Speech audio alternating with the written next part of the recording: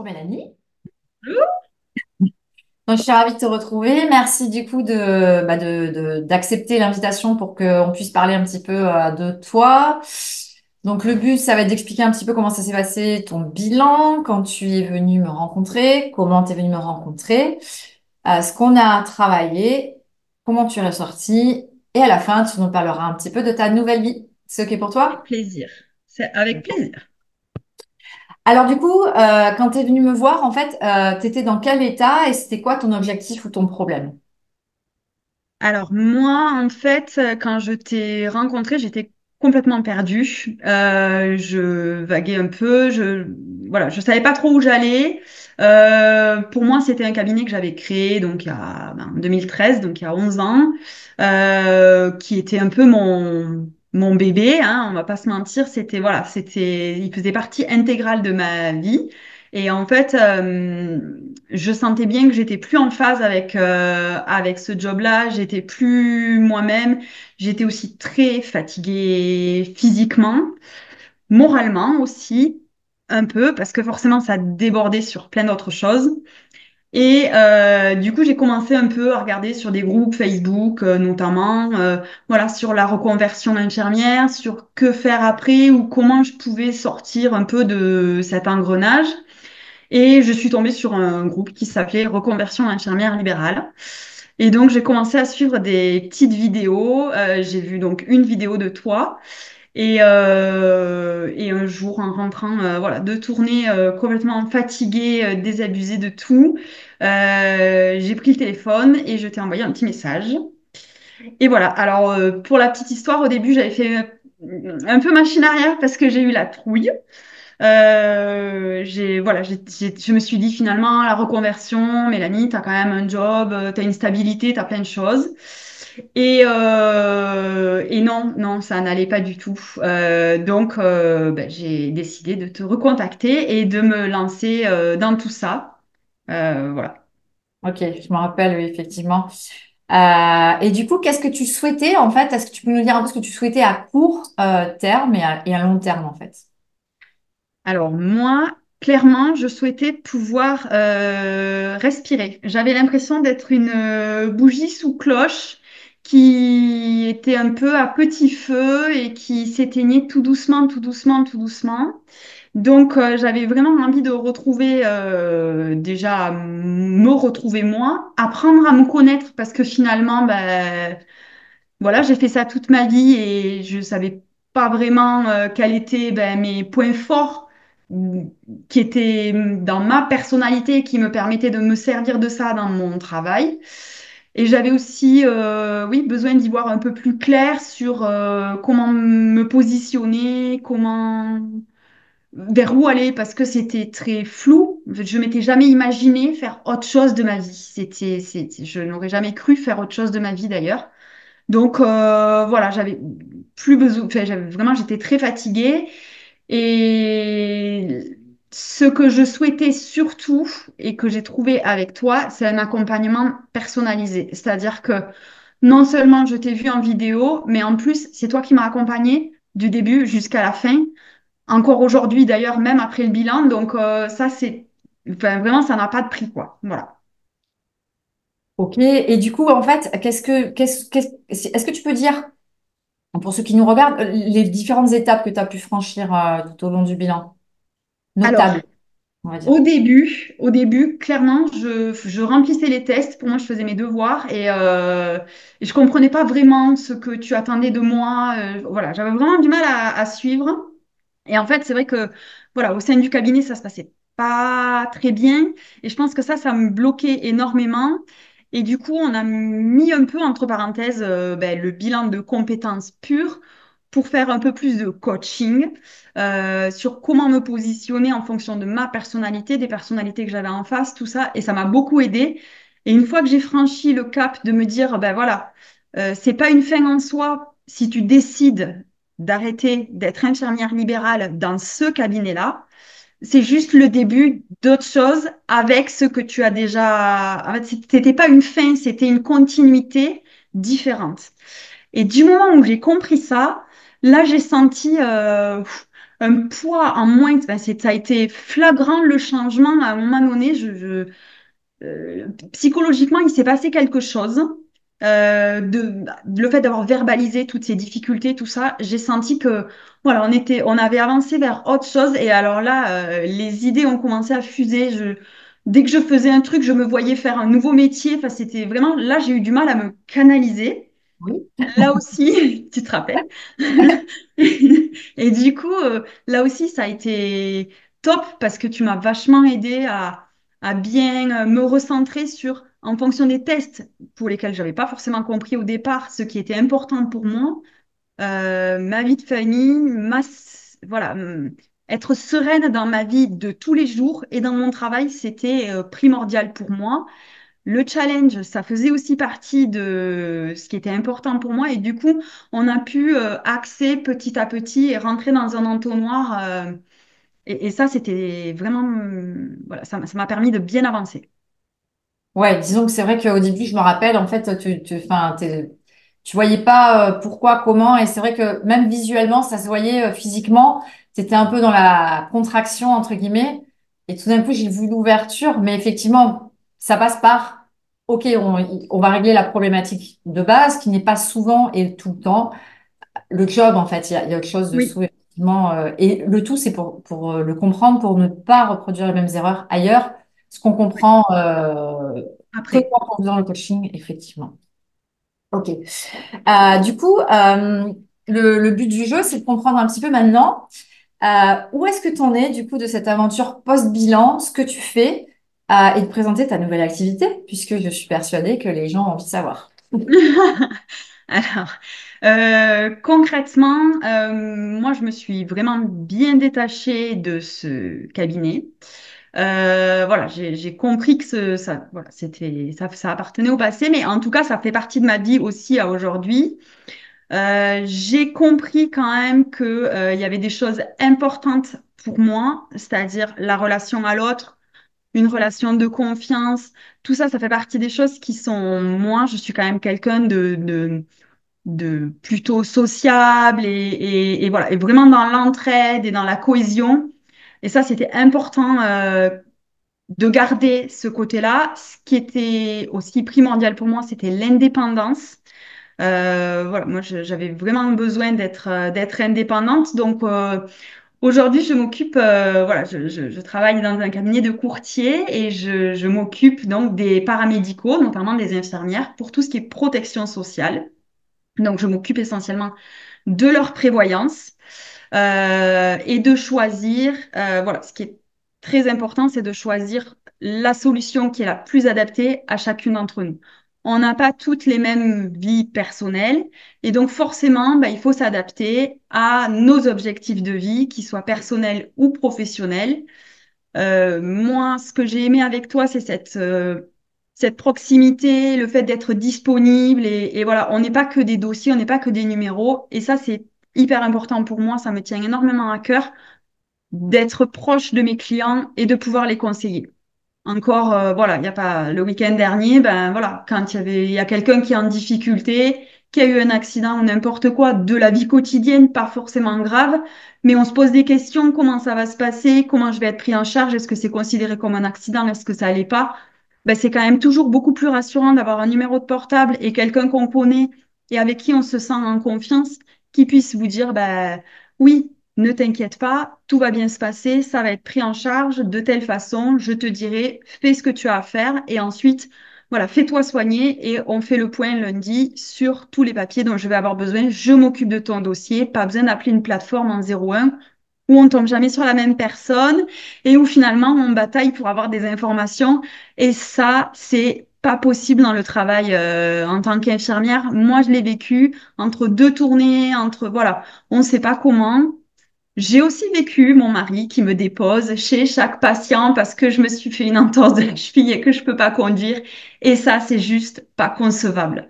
Donc moi, mon but, c'est vraiment de soulager les infirmières par rapport à tout ça et de leur dire, bah, vous inquiétez pas, tout ça, je gère. Si vous arrive quelque chose, vous m'appelez, je gère. Si vous avez une question, je gère.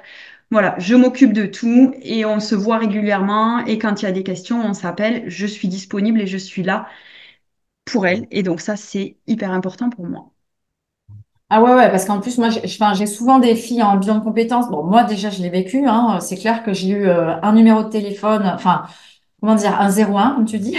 Et Oui, j'ai eu derrière un SMS et on voit nettement, clairement la différence. Et je me rappelle de mon dernier burn-out où, bah, clairement, hein, je pense de le dire, j'ai pas signalé burn-out sous les conseils de ma conseillère. oui, Et ça, enfin, ça a pas de prix. Et c'est vrai que des fois, je vois des filles un peu démunies face à leur prévoyance, qui ne mm, savent pas lire entre les lignes et tout.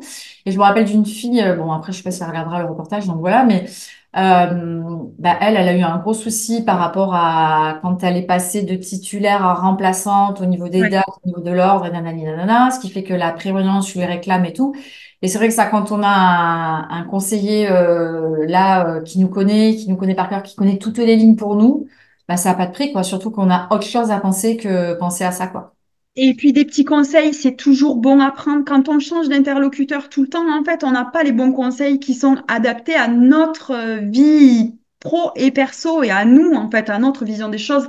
Et je trouve que ça, c'est hyper important de pouvoir donner les bons conseils au bon moment et d'être disponible. C'est hyper important. Ça enlève une charge mentale qui est énorme. Là, actuellement, il se passe des choses. Voilà, les fins d'année, c'est souvent les révisions des conditions générales, tout ça.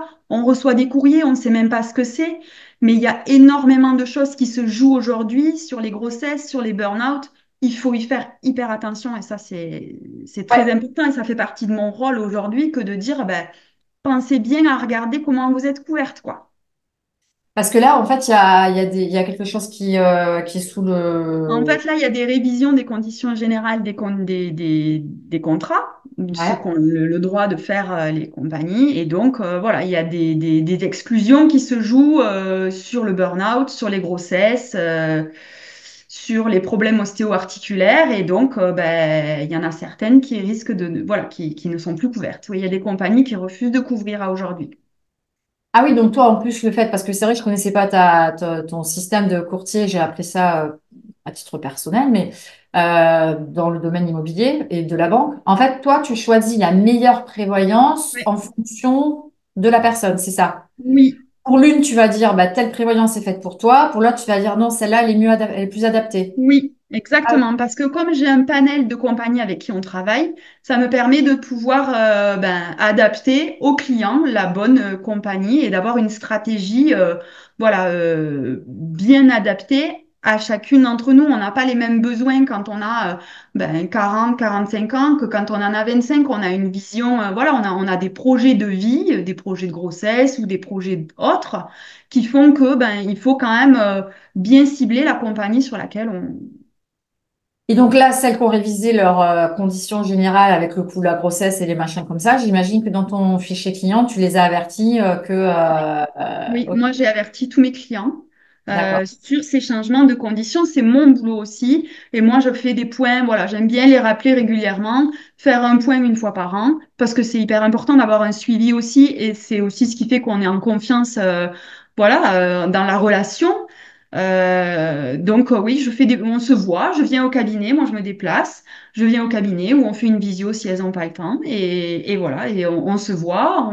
On échange sur leur projet, sur comment ça s'est passé cette année. Est-ce que le chiffre d'affaires a bougé, pas bougé? Est-ce qu'il faut réviser le contrat en fonction de tout ce qui se passe autour, hein, les charges? Ben, j'ai pas eu de remplaçant cette année, du coup j'ai plus travaillé. Donc il faut quand même réviser tout ça, ça se revoit, ça se travaille, un contrat, ça vit autant que nous et il faut le faire vivre. Et du coup, tu fais des visios aussi nationalement, quoi. Oui, nationalement. Ok.